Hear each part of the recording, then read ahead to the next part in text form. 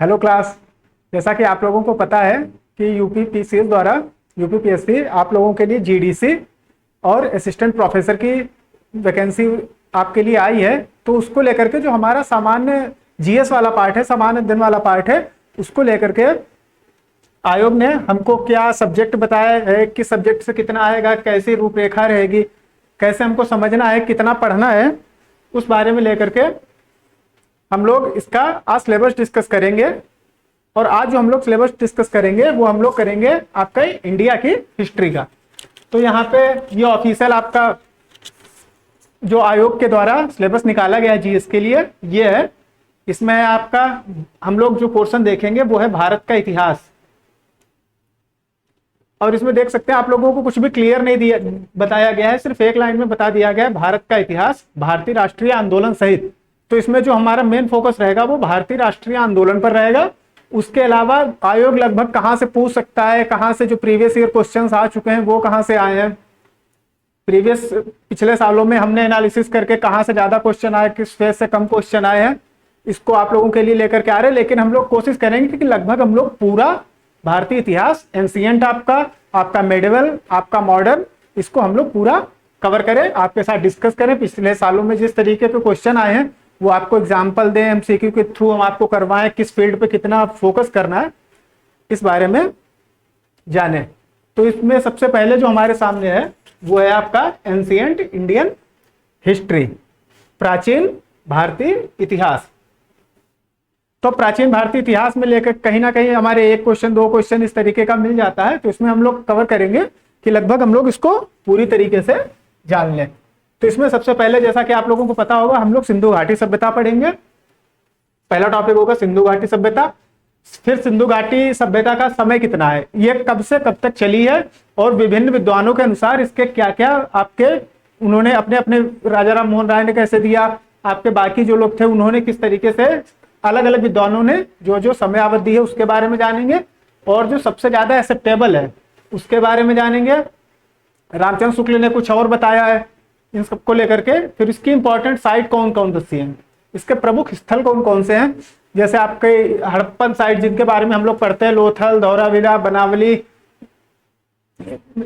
आप लोगों की जिस भारत में है, गुजरात में है, पाकिस्तान में है, इनको लेकर के जो जो प्रमुख स्थल और वहां से आपको क्या क्या वस्तुएं प्राप्त हुई हैं इसके बारे में हम लोग ये प्रमुख स्थल के बारे में जानकारी प्राप्त करेंगे। कौन सा जो आपका स्थल है कौन सी नदी के किनारे स्थित है या कौन सी नदी के किनारे स्थित था, इस बारे में हम लोग जानेंगे। वर्तमान में वहां से कौन सी नदी बहती है और कहां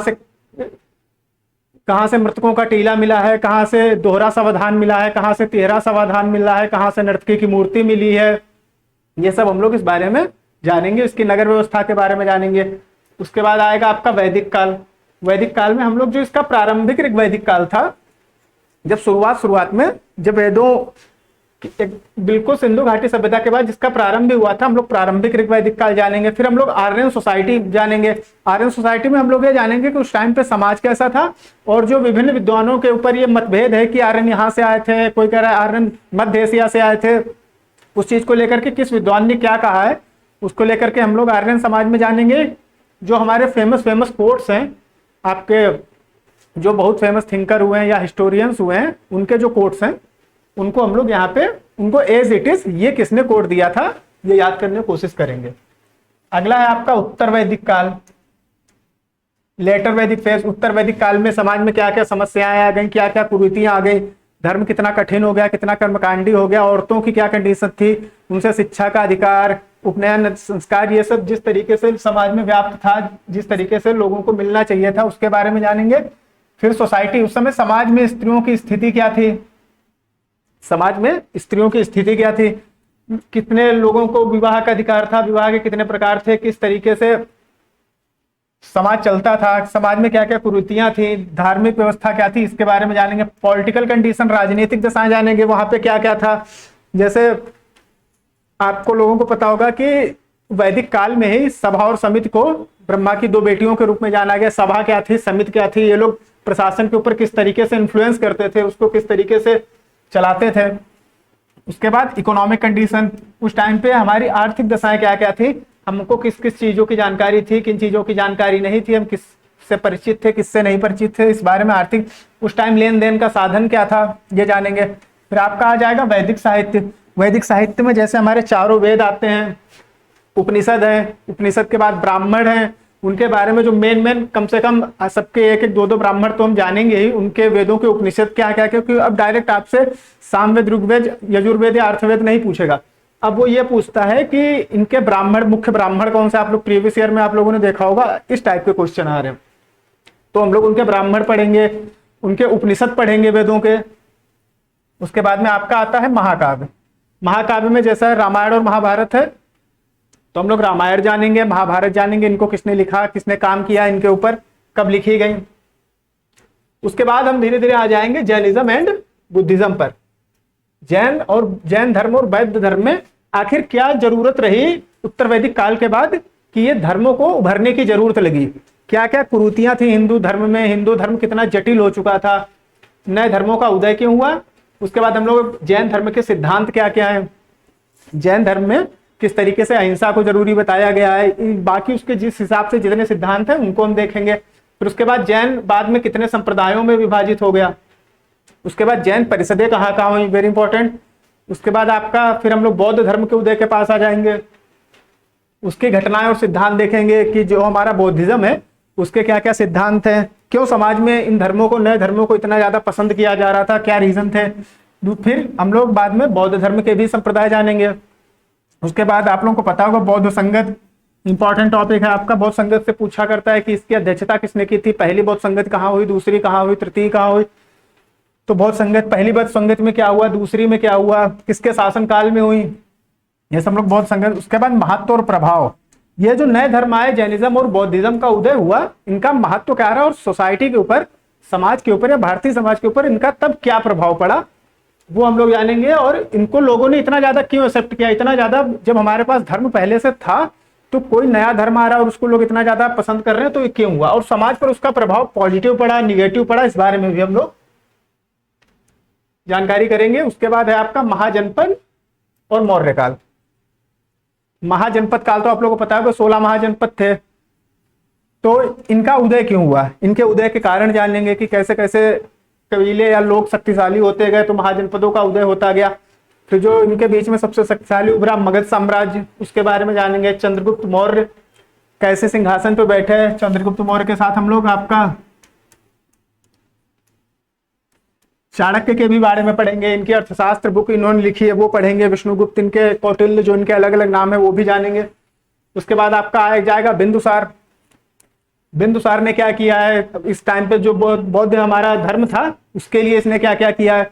फिर अशोक, अशोक के कितने शिलालेख हैं, अभिलेख हैं, उसके गुहा लेख के बारे में कहाँ पे इसने कितना जानकारी दी गई है, कौन से अभिलेख में क्या है, उसके बारे में जानेंगे। उसके बाद है सोसाइटी, समाज एवं आर्थिक दशाएं। उस समय समाज कैसा था, संपन्न था, समाज में क्या क्या कुरीतियां थी। अशोक के बौद्ध धर्म अपनाने के बाद में समाज में अशोक ने क्या क्या चेंजेस करने की कोशिश की, अहिंसा की तरफ, जीव हत्या को रोकने की कोशिश की, जैसा कि उसके अभिलेखों में मिलता है। और समाज की आर्थिक दशाएं क्या थी, कौन से कॉइन्स थे, कैसे क्या चल रहा था। कॉइन्स तो खैर आप लोगों को उस टाइम पे नहीं मिलेंगे ज्यादा, लेकिन उस टाइम पे आर्थिक दशाएं क्या थी, भारत का व्यापार कैसा था, साम्राज्य कितना समृद्ध था, कितना नहीं समृद्ध था। उसके बाद उत्तर मौर्यकालीन वंश, पोस्ट मौर्यन डायनेस्टीज।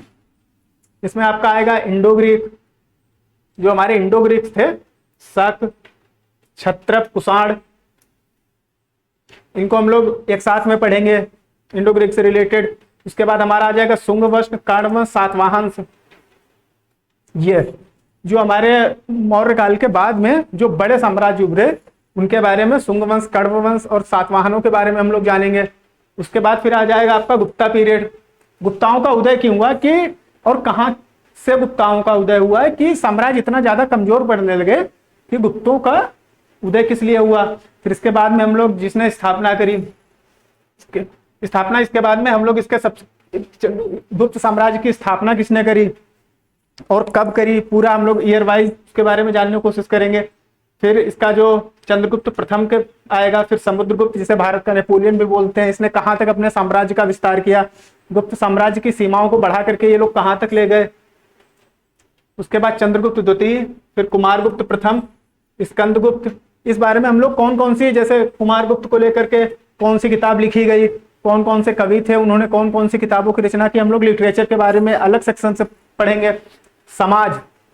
समाज उस समय कैसा था, समाज में धर्म कैसा था, किस धर्म का सबसे ज्यादा बोलबाला था, समाज में लोगों की सोच क्या थी, और अर्थव्यवस्था, कहाँ से व्यापार होता था, मुद्रा कितनी मजबूत है, इस बारे में हम लोग जानेंगे।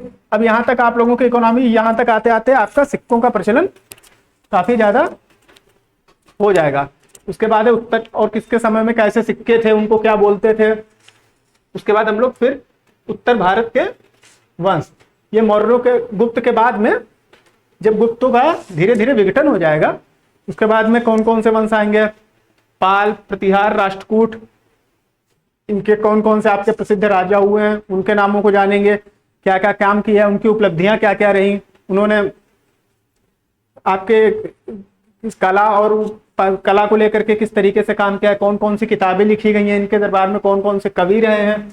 उसके बाद हम लोग पढ़ेंगे राजपूत काल, ये आपका महाराष्ट्र, माफ करिएगा, राजस्थान, मध्य प्रदेश, इस रीजन में आप लोगों के राजपूत कौन कौन से, चौहान वंश, सोलंकी, परमार, तोमर, जैसा कि आप लोग नाम से ही देख सकते हैं, ये सभी वर्तमान में भी ये सभी जातियां राजपूत में ही आती हैं।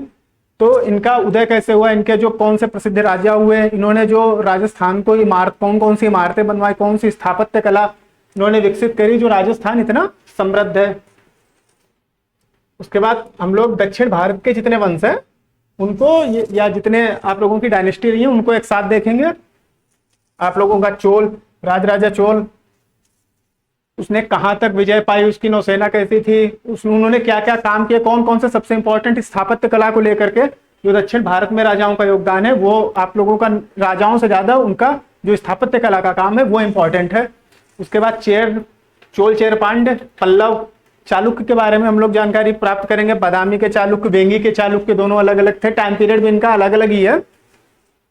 बादामी के चालुक्य पहले हुए, वेंगी के चालुक्य बाद में हुए, इनका क्या क्या काम रहा। फिर उसके बाद हम लोग धीरे आ जाएंगे आपका, और यहाँ तक हम लोग कोशिश करेंगे कि लगभग हमारा पूरा एंशिएंट हम आप लोगों के साथ में इंपॉर्टेंट जो क्वेश्चन है वो डिस्कस कर लें। उसके बाद आगे आ जाएंगे मध्यकालीन भारत पर, एडवेंट्स ऑफ भारत में इस्लाम का आगमन। सबसे पहले भारत में इस्लाम का आगमन कब होगा, तो अरब आक्रमण जो होगा मोहम्मद बिन कासिम ने किया था, भले ही इसने लूटने के उद्देश्य से किया था, लेकिन इसी के साथ ही मोहम्मद बिन कासिम का आगमन हो जाएगा और धीरे धीरे पता चल जाएगा कि हिंदुस्तान के अंदर, भारत में कितना पैसा है, कितनी धन संपदा है, कितना ज्यादा यहाँ पे लोग समृद्ध हैं। और फिर इसी को पता चलते चलते धीरे ये तुर्कों को पता चलेगा, तुर्क भी धीरे धीरे, फिर उसके बाद महमूद गजनी, मोहम्मद गौरी। इसमें हम लोग कौन कौन से युद्ध हुए, कहां से किसने कितना लूटा, सोमनाथ मंदिर कब लूटा गया, किसने इनको बुलाया, किसने इनवाइट किया, और उस समय भारत में फिर कैसे सल्तनत काल की स्थापना हुई। उसके बाद में दिल्ली, जिसे बोलते हैं आपका दिल्ली सल्तनत। उसके बाद गुलाम वंश, जब ये वापस गए तो इन्होंने अपने गुलाम को दिल्ली में बैठा करके गए कि आप यहाँ देखिएगा और हमको निश्चित रूप से कर भेजते रहिएगा। तो गुलाम वंश का पहला शासक कुतुबुद्दीन, उसके बाद आपका आराम शाह, इल्तुतमिश, रजिया सुल्तान, नसरुद्दीन महमूद, बलबन, रखते हम लोगों की नीति बलबन की। इस समय इन लोगों ने स्थापत्य में क्या योगदान दिया, किसने कौन कौन से युद्ध लड़े, किसने कितने भाग पर कितना कंट्रोल किया, इस बारे में हम लोग दिल्ली सल्तनत की शुरुआत, दिल्ली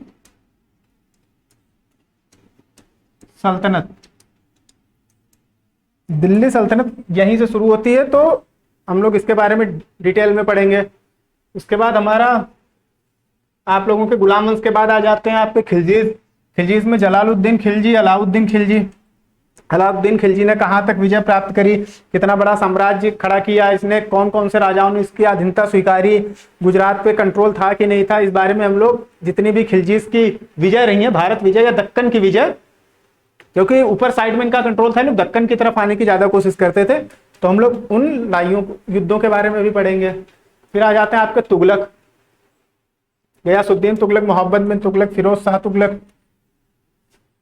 ये तीन हमारे पास मेन इंपॉर्टेंट तुगलक्स हैं।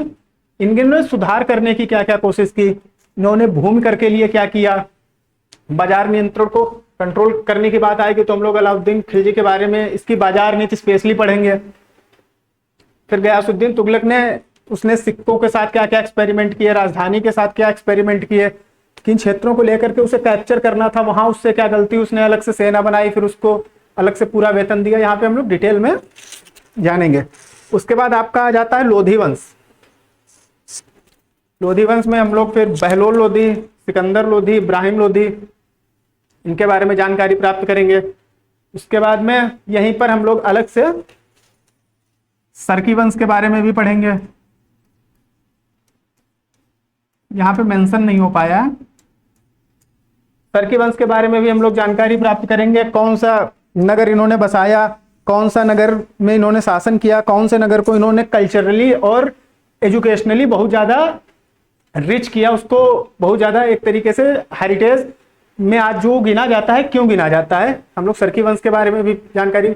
उसके बाद हमारे पास है दिल्ली सल्तनत, सोसाइटी, इकोनॉमी एंड कल्चर। उस टाइम जो हमारी दिल्ली में सल्तनत थी उसकी सोसाइटी क्या थी, बाजार व्यवस्था क्या थी, वहां पे कल्चर कैसा था, कौन कौन से त्योहार मनाए जाते थे, नवरोज क्या था, किसने शुरू किया था, आपकी जो प्रथाएं थी, सजदा हो गई, पैबोस हो गई, इकोनॉमी क्या क्या थी, अलाउद्दीन खिलजी की जो हमारी बाजार नीति थी उसके बारे में, कौन से अधिकारियों को क्या कहा जाता था, किस अधिकारी का क्या नाम था, किस विभाग को किस नाम से बुलाते थे, कर कितना लगता था, समाज में कौन सा राजा ज्यादा यहाँ पे कट्टरपंथी था, किसने उदारवाद की नीति अपनाई, सोसाइटी, इकोनॉमी और कल्चर के बारे में हम लोग जानकारी प्राप्त करेंगे। उसके बाद आपका आ जाता है उस समय बहमनी और विजयनगर साम्राज्य। हरिहर और बुक्का कौन थे, किसने बहमनी और विजयनगर साम्राज्य की स्थापना डाली, इनके यहाँ जो अष्टदिग्गज थे, अष्टदिग्गज में तेनालीराम है जैसे, उनकी कौन सी किताब थी, इन्होंने क्या क्या, हरिहर और बुक्का, बहमनी और विजयनगर साम्राज्य का तमिल संगम साहित्य क्या था, हम लोग संगम एज के बारे में भी बात करेंगे। संगम एज या संगम लिटरेचर, संगम लिटरेचर के बारे में भी बात करेंगे।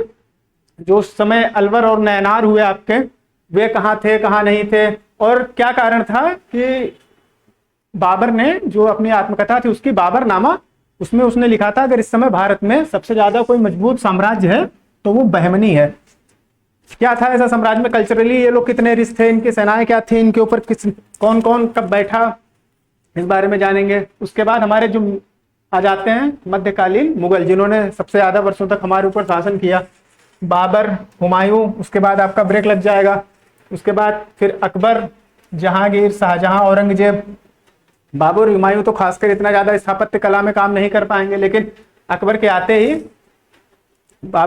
अकबर के आते ही क्या क्या स्थापत्य कला में क्या काम हुआ, कितना हेरिटेजली और कितना रिच काम हुआ है, कितना स्थापत्य कला को और ज्यादा ऊंचा ले जाया गया, कौन कौन सी मेन किताबें लिखी गई, किसने किसका फारसी में अनुवाद कराया गया, किसका उर्दू में अनुवाद कराया गया, जहांगीर की क्या क्या उपलब्धियां रही, इन्होंने कौन कौन सी इमारतें बनवाई, किसने कहाँ की मस्जिद बनवाई, इस बारे में हम लोग जानेंगे। और इसी समय हम लोग आपका बाबर और हुमायूं ने कौन कौन से युद्ध लड़े, उनके ये हुमायूं के युद्ध तो आपके ज्यादा ही फेमस रहेंगे, खानवा हुआ, चंदेरी हो गया, इन सब। बाकी जो हुमायूं ने लगातार युद्ध लड़े, इनके बारे में भी हम लोग जानकारी प्राप्त करेंगे। अकबर की आपकी जो इसने जो आपका राजपूतों के साथ में वैवाहिक और संबंध स्थापित किए और मान सिंह को इसने अपने दरबार में रखा, अच्छी पोस्ट पे अपॉइंट किया, उन चीजों के बारे में प्रॉपर हम लोग पढ़ेंगे। उसके बाद मध्यकालीन में हम लोग सूर डायनेस्टी के बारे में जानेंगे, शेरशाह सूरी। इसका राइज क्यों हुआ, इसकी स्थापना किसने की, इसका एंड कैसे हुआ, किसने खत्म किया इसको, मराठा और सिख। मराठे कौन थे, छत्रपति शिवाजी लेकर के, इनका साम्राज्य कितना था, ये किससे, इन्होंने कौन कौन से कर लगाए, जैसे आपका चौथ हुआ, सरदेश मुखी हुआ, कितना हिस्सा लिया जाता था, कितना नहीं लिया जाता था, किन राज्यों के ऊपर लगाए जाते थे चौथ और सरदेश मुखी, किसके ऊपर नहीं लगाए जाते थे। फिर हमारे सिख आ जाएंगे, गुरु गोविंद सिंह से लेकर के सिखों का इतिहास बहुत पुराना है। तो सिख हमारे कैसे धीरे धीरे एक स्वतंत्र शक्ति के रूप में उभरेंगे और पंजाब में इतनी तेज उभरेंगे कि इनसे बाद में मुगल साम्राज्य और अंग्रेज भी कांपेंगे। फिर बाद में धीरे धीरे इनका पतन हो जाएगा मुगल साम्राज्य द्वारा, सॉरी माफ करिएगा, बाद में सिखों का धीरे धीरे पतन होगा आपका अंग्रेजों द्वारा। लेकिन एक ये स्ट्रांगली इतने जिस तरीके से आपके मराठा उभरे थे, क्यों सिख उसी तरीके से उसी करेज के साथ में ये उभरे, इसके बारे में हम लोग डिटेल में जानकारी प्राप्त करेंगे। फिर हम आएंगे मॉडर्न इंडिया। ये पार्ट जो आपका है ये सबसे ज्यादा इंपॉर्टेंट है और जो आपके जीएस में जो सबसे ज्यादा क्वेश्चन आने की उम्मीद है वो इसी पार्ट से है। तो इस पार्ट को हम लोग अच्छे से और पूरी तरीके से हर तरीके का इसमें हम लोग पॉइंट ऑफ व्यू देखेंगे, हर चीज को एक्सप्लोर करेंगे, पूरी फुली डिटेल हम लोग जानेंगे। वो हम लोग मॉडर्न इंडिया को, या आप समझ लीजिए कि हमको बहुत अच्छे से और पूरा बिल्कुल प्रॉपर अच्छे तरीके से इसका मॉडर्न इंडिया पूरी तरीके से पढ़ना है हमको। तो सबसे पहले हम लोग जानेंगे यूरोपियों का आगमन। यूरोपियों का आगमन कहाँ से स्टार्ट होता है?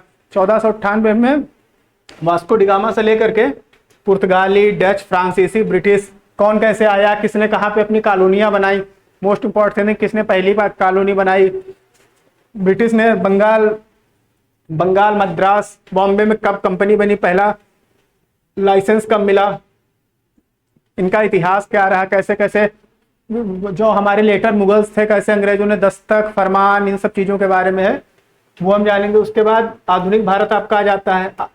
इसमें ईस्ट इंडिया कंपनी के बारे में हम लोग डिटेल में पढ़ेंगे कि कैसे कैसे धीरे धीरे ईस्ट इंडिया कंपनी ने पैर जमाने शुरू कर दिए।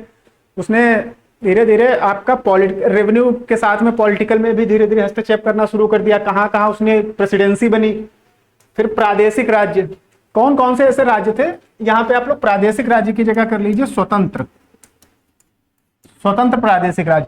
कौन कौन से ऐसे राज्य थे जो धीरे धीरे स्वतंत्र होने लगे? जैसे आपका अवध हो गया, बंगाल अलग से, अब पंजाब, मैसूर निजामों के अंडर में कौन किसके अंडर में स्वतंत्र राज्य इन्होंने अपनी स्वतंत्रता की घोषणा कर दी, उन राज्यों के बारे में जानेंगे। फिर अगला है आपका ईस्ट इंडिया कंपनी, इसके चार्टर और रेगुलेटिंग एक्ट।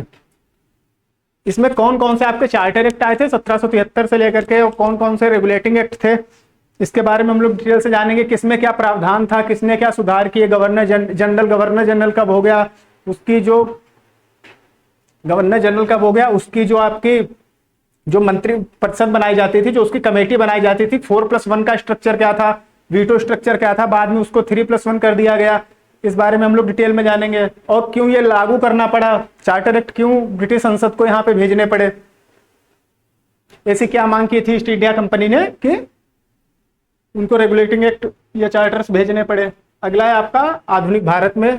फिर सबसे इंपॉर्टेंट जो हमारा है revolt of 1857 and other revolts. जो हमारा 1857 का विद्रोह है वो शुरू कहाँ से हुआ और किन किन हिस्सों से किसने किसने लीडरशिप संभाली, कौन कौन से ऐसे लोग थे जो लीडर बने या जिनको लीडर बनाया गया और उन्होंने लीडरशिप संभाली। और ये आपका इसके बारे में कौन से हमारे विद्वान ने अपना क्या इनपुट दिया है, या किसी ने इसको स्थानीय आंदोलन बोला, किसी ने इसको सैन्य आंदोलन बोला, किसने क्या इनपुट दिया है, या निम्नलिखित में से कौन सा कथन किसका है, इस बारे में हम लोग जिसने जो कोट किया है उसको पढ़ेंगे। अगला आपका अदर रिवॉल्ट, जैसे इसमें आपके हम लोग अदर रिवॉल्ट में हम लोग पढ़ेंगे जैसे आपका जनजाति विद्रोह हो गया, किसान विद्रोह हो गया। जनजाति विद्रोह में हम लोग जैसे खासी विद्रोह के बारे में जानेंगे, किसान विद्रोह भी होंगे आगे चल के, जैसे आपका चंपारण वगैरह का जो विद्रोह होगा जिसमें फिर बाद में गांधी जी जाएंगे। तिनकठिया आंदोलन जो आपका चल रहा था वो किसान विद्रोह था, और उससे पहले संथालों का जो विद्रोह हुआ, जनजातियों का विद्रोह, इसमें हम लोग अलग से उनके बारे में जानकारी प्राप्त करेंगे।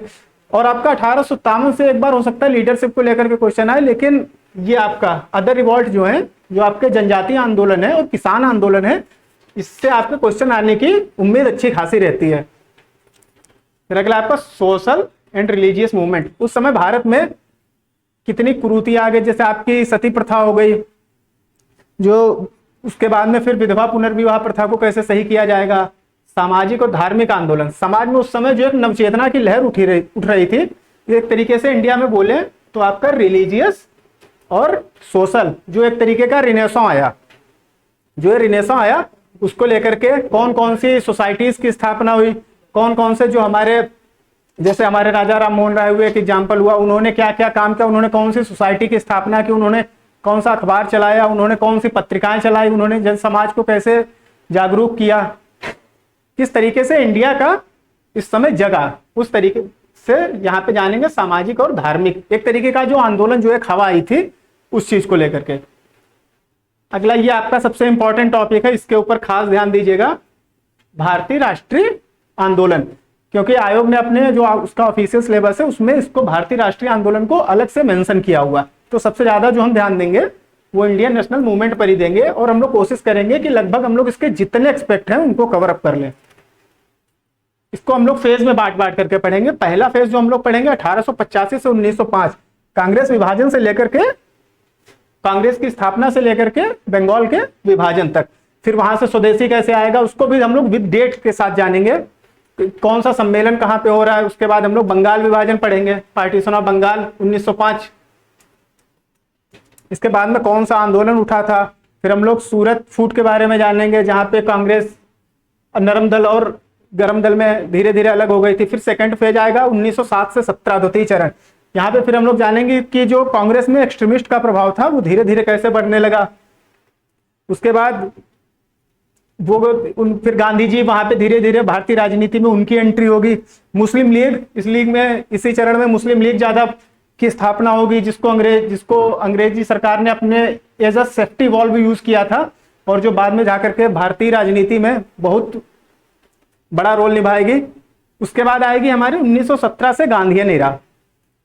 1917 में जब गांधी जी चंपारण में आपके जाएंगे तिनकठिया आंदोलन में किसानों को सपोर्ट करने, वहां से फिर वो अहमदाबाद जो मिल वाला आपका वर्कर्स प्रोटेस्ट कर रहे थे, उसके बाद वो अहमदाबाद चले जाएंगे। तो यहां से एक तरीके से गांधीयन एरा स्टार्ट होगी। और यहीं पे हम लोग बीच में ही 1919 वाला हम लोग खिलाफत आंदोलन पढ़ेंगे, उसके रीजन क्या थे, कौन से अली बंधु थे जिन्होंने इसको शुरू किया और ये कब तक चला। उसके बाद में आपका यहीं से असहयोग आंदोलन कब चालू हुआ था, नॉन कॉपरेशन मूवमेंट, उसके बारे में जानकारी। फिर उसके बाद जब धीरे धीरे और आगे बढ़ेंगे, स्वराज्य पार्टी की स्थापना, कांग्रेस के अधिवेशन, उसके बाद में आपका कैबिनेट मिशन कब आया, मार्लियामेंटो सुधार, उसके बाद आपके गोल में सम्मेलन 1931 का जो इतना इंपॉर्टेंट हमारा कांग्रेस सेशन था उसको हम लोग डिटेल में कवर करेंगे। उसके बाद में जो हमारे राउंड टेबल कॉन्फ्रेंस होंगे वो पढ़ेंगे, 1938 का पढ़ेंगे, जिसमें सुभाष चंद्र बोस को अध्यक्ष बनाया गया आपका हरिपुरा अधिवेशन में कांग्रेस के। उसके बाद 1939 का त्रिपुरा अधिवेशन भी पढ़ेंगे कि वहां पे कांग्रेस में क्या क्या दिक्कत आई। फिर उसी साल ही सुभाष चंद्र बोस ने कांग्रेस के अंदर ही फॉरवर्ड ब्लॉक का गठन कर दिया, उसके बारे में जानेंगे। फिर वहां से चलते चलते हम लोग 1941 में जाएंगे, वहां पे सुभाष चंद्र बोस कैसे नजरबंद किए गए थे, वहां से फरार हुए, फिर वहां से इंडिया से निकल करके वो कहाँ पहुंचे 1942 पे। फिर अगस्त में जो द्वितीय विश्व युद्ध चल रहा होगा तब गांधी जी ने क्या बोला था, सुभाष की क्यों अनबन हो जाएगी दोबारा फिर। और उसके बाद में गांधी जी का भारत छोड़ो आंदोलन आएगा, उसको कितना सपोर्ट मिला कितना नहीं, किन किन पार्टियों ने उसको सपोर्ट किया, किन किन पार्टियों ने उसको नकार दिया उस आंदोलन को। जैसे जो भारत में आपके कम्युनिस्ट थे उन्होंने उस आंदोलन में बिल्कुल सपोर्ट नहीं किया, ना भाग लिया। जो आपके प्रिंसली स्टेट थे उन्होंने ना उस आंदोलन को सपोर्ट किया ना कोई भाग लिया। उसके बाद में फिर आपका माउंट बेटन योजना कब आएगी। उसके बाद हम लोग एक जो मोस्ट इसमें मिस हो जाता है अधिकतर, जो आपका मोस्ट इंपॉर्टेंट पॉइंट है भारतीय नौसेना का विद्रोह। ये काफी जगह ये क्वेश्चन पूछा जा चुका है, या उसका ट्रायल कब चला था उसके बारे में हम लोग पढ़ेंगे। आजाद हिंद फौज के बारे में जानेंगे। इन्हीं सबको लेकर के हम लोग गांधी युग में स्वतंत्रता तक इसको पूरा लेकर के जाएंगे। उसके बाद गांधी जी की क्या मांग थी, भारत विभाजन, टू नेशन थ्योरी किस बेस पर आई, क्या हुआ कि बंटवारा हुआ। उसके बाद कौन कौन से प्रिंसली स्टेट्स हमारे साथ रहना चाहते थे, कौन कौन से नहीं रहना चाहते थे। उसके बाद हम लोग ये देखेंगे, उसके बाद भारत कब आजाद हुआ। फिर उसके बाद सीधी कार्यवाही कब हुई, जैसा कि आपकी मुस्लिम लीग ने मांग की थी सीधी कार्यवाही लेकर के, वो फेस कब आएगा। तो जीएसटी के जो पोर्शन हमारे पास हिस्ट्री का था उसको आज हम लोगों ने आपके साथ में एक सिलेबस की रूपरेखा डिस्कस की है कि हम लोग किस तरीके से आगे बढ़ेंगे, या हमको कौन कौन से टॉपिक किस तरीके से कवर करने हैं। प्रीवियस जो आपके पिछले साल के प्रीवियस ईयर्स के पेपर हुए हैं उनमें किस फील्ड से कितने क्वेश्चन आए हैं, इस चीज को लेकर के हमने मोटा मोटी जो आपके साथ में आपका सिलेबस था उसको डिस्कस किया है कि कहां से क्वेश्चन आ सकते हैं, और ये इस बेस पर है कि किस फील्ड से कितने क्वेश्चन आए हैं। तो हम लोग इसमें जितने आपको हम लोगों ने टॉपिक बताए हैं, हमारी एकेडमी द्वारा जितने टॉपिक आपको बताए गए हैं, हम लोग कोशिश करेंगे लगभग ये सारे टॉपिक हम कवर करें। इनसे रिलेटेड आपको मॉक टेस्ट करवाएं, इनसे रिलेटेड आपको क्वेश्चंस दें, ताकि एग्जाम में अगर कोई क्वेश्चन आए तो आपका छूट ना पाए। वैसे तो आपका पता है यूपी पीसीएस आयोग जो है आपका, वो बाकी जो उसके द्वारा एग्जाम आयोग द्वारा आयोजित करवाए जाते हैं उसमें हाई लेवल का पूछा जाता है, लेकिन इसमें नॉर्मल क्वेश्चंस आएंगे आपके जीएस उसमें। तो इसीलिए हम लोग कोशिश करेंगे कि आपका कोई भी क्वेश्चन अगर एग्जाम में आए तो वो छूटने ना पाए। और खासकर जो हम लोग ध्यान देंगे वो आपका इंडियन नेशनल मूवमेंट वाला जो हिस्सा है, या 1600 के बाद जहां से आपकी मॉडर्न हिस्ट्री स्टार्ट हो जाती है, उसमें भी सबसे ज्यादा ध्यान हम लोग 1857 और इंडियन नेशनल मूवमेंट पे देंगे। क्योंकि आप लोग देख सकते हैं यहाँ पे आयोग ने साफ साफ आपका भारत का इतिहास तो लिखा ही है, उसमें तो आपका चलिए एंशिएंट मेडिवल सब आ रहा है, लेकिन ये चीज अलग से मेंशन की है, भारतीय राष्ट्रीय आंदोलन सहित। तो जो हमारा मेन हाईलाइटिंग एरिया रहेगा वो एरिया वही रहेगा। बाकी आप लोगों में से कई लोग ऐसे भी होंगे जिनका कोर सब्जेक्ट आपका हिस्ट्री होगा, तो अगर हम लोगों से कुछ छूट रहा है या कोई गलती हो रही है या आपको लगता है कि हमें कोई पोर्शन ऐड करना चाहिए इसमें और जो कि इंपॉर्टेंट है जीएस पेपर में, तो आप लोग उसको कमेंट बॉक्स में बता सकते हैं। और बाकी हमारे इसके रेगुलर बैच स्टार्ट हो चुके हैं। आज हम लोगों ने सिलेबस डिस्कशन किया, जल्दी हम आपके लिए क्लास लेकर के आएंगे। थैंक यू, धन्यवाद।